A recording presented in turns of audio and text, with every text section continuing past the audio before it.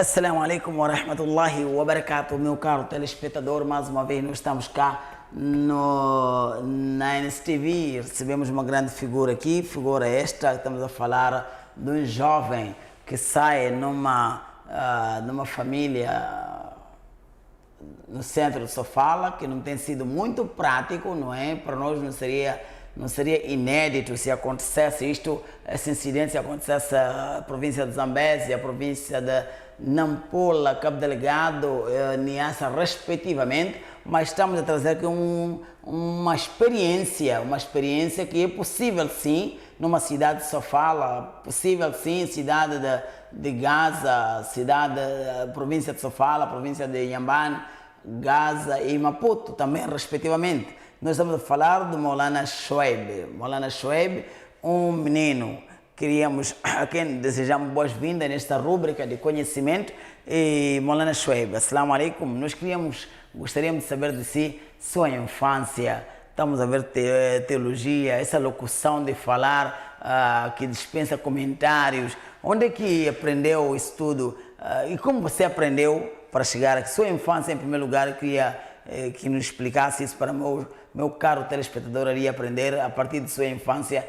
Quem sabe nós também podemos pegar os que vêm ser uma escola indelével e seguirmos ela. Bismillahirrahmanirrahim. Rabbi shrah li sadri wa yassir li amri wahlul 'uqdatan min lisani yafqahu qawli. Sadaqallahu al-azim. Em primeiro lugar, agradecer pelo convite. Falar da infância foi algo um bocadinho meio complicado, né?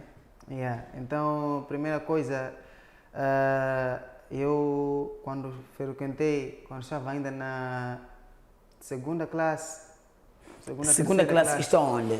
primeira classe, segunda classe, terceira classe, de primeira até sétima classe, estudei na escola Agostinho Neto. Agostinho Neto. Escola primeira Agostinho Neto, sim, daqui da Beira. Okay. Então, foi ali onde eu fiz primeira até sétima classe. Então, do princípio, de primeira classe, segunda classe, alhamdulillah, não tive dificuldades. E terceira classe, quarta classe, quinta classe, nessas alturas eu já estava só com minha mãe. Ok. Sim, meu pai já havia perdido a vida.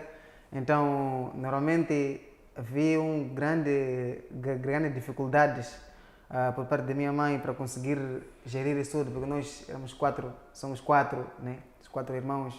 Então nisto, para a minha mãe gerir isso tudo foi uma coisa muito complicada. Então a minha mãe batalhou muito para que a gente conseguisse estudar e não parasse de estudar só porque o pai havia falecido. Então estudei a primeira, a segunda, a terceira, quarta classe e logo naquele momento que minha mãe ficou sozinha, antes de meu pai falecer, ele já vinha me colocado na madraça para eu começar a estudar. Então eu estudava a escola, estudava a madraça. Então depois de meu pai falecer, fiquei só com minha mãe. Então quando minha mãe deu continuidade e por coincidência, segunda parte, fiz primeira parte, quando terminei a primeira parte, segunda parte eu já estava a estudar já aqui na Cimo. Ok. Exatamente. Segunda parte, a partir de segunda parte até para frente, estudei exatamente aqui na Cimo. Então, na altura, o professor que me deu aula aqui mesmo na Cimo foi Maulana, o nome dele era Ibrahim, acho, um bocadinho forte assim, parece muito claro. Claro. Sim. Não, acho que os que conhecem podem conseguir perceber melhor. Esse era um bocadinho forte, era claro, assim, parece búero, né? Yeah. E o nome dele era Ibrahim, o nome dele, sim. Então, fiz aqui mesmo, como estamos estudando aqui mesmo, segunda parte, até tentar começar a ler o Corão, foi aqui mesmo. Então, quando a minha mãe queria que eu fizesse hifz, então nisto, um tio meu, irmão de própria minha mãe, que é Sheikh Ismail, Sheikh Ismail levou a mim para Maputo. Então, lá onde eu já comecei a ler Corão. Isso lá em Maputo, numa das madraças, que já não estou me recordar bem, não por causa de idade também. Que eu tinha, né? Então comecei a estudar madraça e comecei a ver pessoas a ler Corão, comecei a ver pessoas a decorar Corão, coisa que eu não achava aquilo possível, né? As pessoas estão a decorar Corão, estão a ler Corão. Então eu via aquilo, cobiçava e comecei apreciando, né? Sim. Sim, aquilo aí. E não só, meu pai também tinha hábito, ele sempre que voltava do Fajr, ele ficava a ler Coran até lá para as 6 e tal. Então, sempre que eu acordava, vinha ele a ler Coran. Então, sempre que eu vinha ele a ler Coran, aquilo me dava um certo... Uma certa vontade. Sim, uma certa curiosidade. Então, por vezes, também, quando ele saía, ia para serviço, eu era criança, não tinha noção que o Coran para pegar tinha que ter wudu. Então, eu pegava também aquele Coran que meu pai lia, porque ele deixava numa prateleira que eu chegava de lá. Okay. Então, eu pegava também aquele Coran, abria só, começava a imitar só aquela melodia só, por querer também aprender. Então, nisto, quando chego lá, encontro pessoas a ler daquela maneira, a decorar o Coran, então aquela vontade aumenta ainda mais de querer ler o Coran. Então aí comecei a estudar e aí comecei a aprender e isso eu estou a falar dos 8 anos, 9 anos, até 10 anos também, quando voltei para cá, para Beira, e comecei a estudar mesmo aqui na Beira, na cerâmica, na madrasa de Maulana Ghulam Mustafa. Ok. Exatamente. Okay. Estudei também naquela madrasa, onde estava a dar já continuidade, e foi dessa maneira a minha infância. Como estás a dizer aqui, Maulana, que estudou o Coran, aliás, é ensino integrado, não é? O ensino secular. Sim. E o ensino integrado. Para si, qual foi o ensino com mais desafio?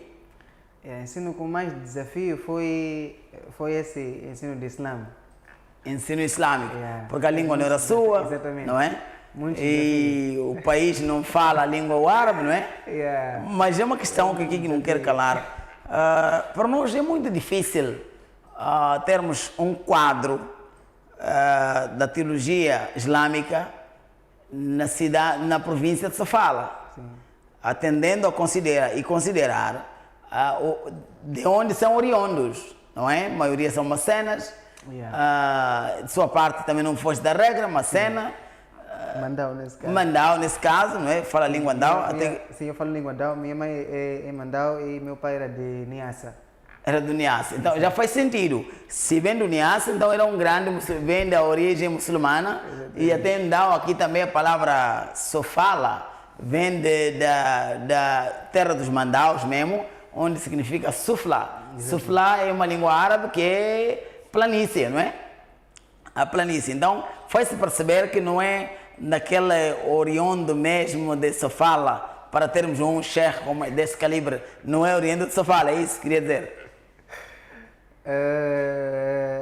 Não percebi bem a questão. Para ser um muçulmano a esse calibre, se formos a ver as origens, já não é de Sofala original. Minha origem? Porque pai vem de Niassa e a mãe vem de Sufla, onde os árabes também passaram. Sim. Então, este casamento acabou fazendo um menino berense, não é? Exatamente. Tá bom, mas agora é muito bonito. Agora, quando é que teve esse bicho que eu, para além de eu aprender, também quero ensinar? Porque meu pai fazia esse mesmo trabalho. Ele, para além de ler, ele também ensinava. Então,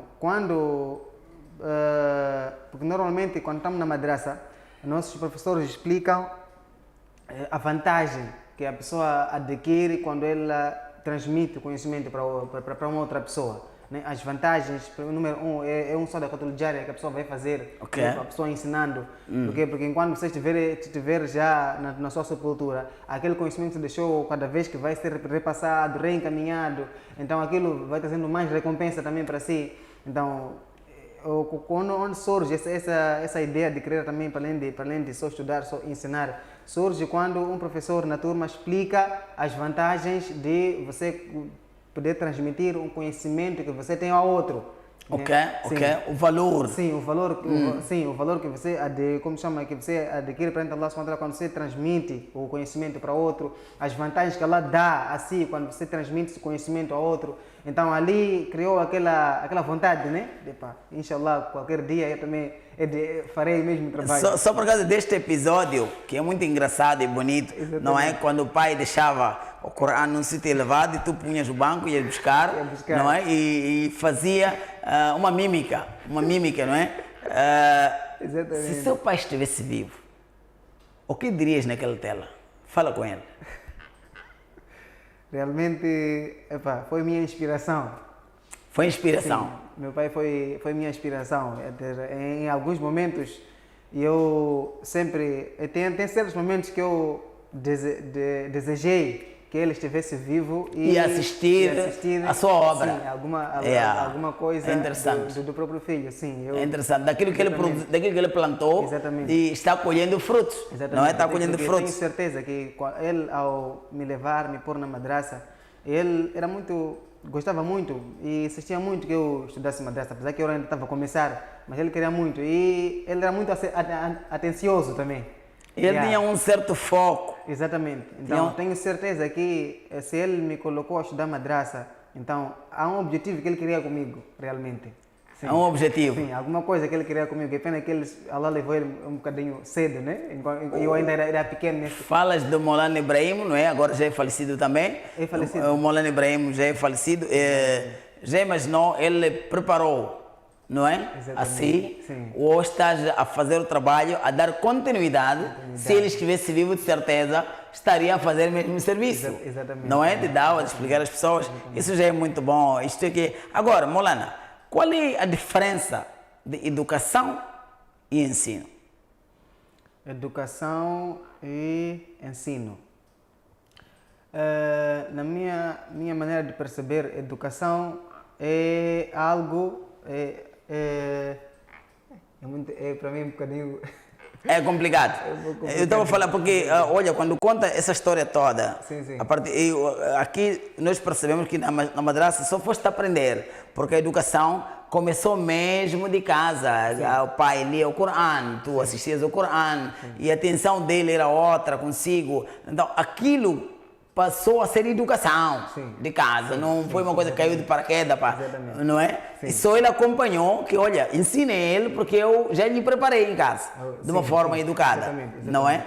E agora, qual é a recomendação que farias quem quer abnegar esta causa nobre do Islã, de educação, como professor? Estás a ser um pai, não é de uma criança, de muitas crianças.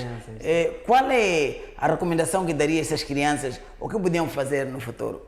A recomendação que eu daria é que elas valorizassem a aprendizagem, valorizassem o estudo.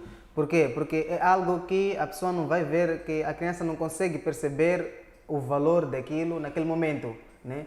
E a recomendação que eu deixaria também muito mais aos pais, né? Os pais que são encarregados de educação, que tenham atenção da mesma maneira como o encarregado tem atenção no estudo do filho, na parte da escola. Então, mesma atenção deve haver também para a parte da madraça. Por quê? Porque esses dois conhecimentos é necessário que andem juntos, né? É necessário que andem juntos. Então, normalmente o que acontece? A criança pode... No dia que a criança quiser faltar, não ir na escola, então a mãe faz de tudo para ela ir. E se a criança tentar resistir e não ir, a mãe arranja alguma punição, alguma sanção para repreender aquela criança, né? Para ela perceber que eu não posso faltar à escola.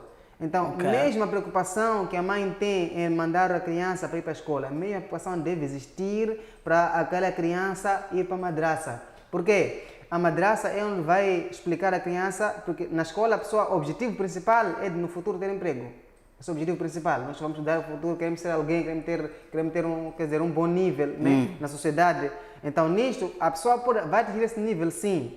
Mas como é que se comportar de acordo com o Islã? Ele é muçulmano. Então, como é que a pessoa vai ter que se comportar? Como é que ele deve viver? Como é que ele deve usar aqueles bens que ele ganhou? Então, isso já a pessoa vai ter esse conhecimento onde? Na madraça. Então, se a pessoa não tiver conhecimento islâmico, então realmente ele vai, sua vida não vai ter regras. Vai ter outro tipo de regra, talvez. Mas regra do Islã ele não vai ter. Por quê? Porque ele não tem noção, não tem base do Islã. Então, essa noção, essa base é algo que a gente aprende dentro da madraça. Então, por isso é muito importante que nossas mães possam, dar atenção e fazer o esforço de nossos irmãos irem para a madraça estudar, que será muito, muito, muito benéfico, não só para eles, assim como para os pais também. Assim como para os pais. Sim. Mas há muita coisa, Maulana, há muita gente que não subestimam, não dão valor ao ensino árabe. Sim, dão mais valor ao ensino português. Será que algum segredo, que alguma coisa está mal parada? Sim, sim. Se a pessoa subestima, ninguém vai dar valor àquilo que ele não sabe. Ok. Então, para você dar valor a uma certa coisa, tem que saber o valor daquela coisa. Para quem diz, como quem diz, se soubessem o valor, dariam mais valor ao ensino árabe que o ensino português. Sim, sim.